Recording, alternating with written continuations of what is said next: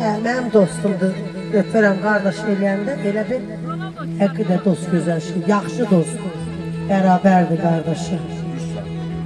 Yaxşıyı tapmaq olmur arzu, bizdən də canını qurtarmaq olmur qardaşı. Qaqaşa qurban olun. Qaqaş mənim ürəyimdir. Ona görə ki, Qaqaş mənim ürəyimdir. Mən Qaqaşın bizə kəlmə sözünlə deyirəm, orada kim var? Deyir filan kəs, filan kəs, filan kəs, filan kəs. Başda soruşuram, gələndə dedim, ağa, Urfan da oradadır mı, deyir, ona görə mənim buna o qədər hörmətim böyük.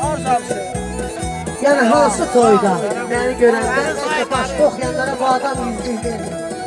Yenə deyirəm, hamınıza qurban olur, hamınız mənim ürəyim, sağlıq olsun, sən sağlıq olsun, sağlıq olsun.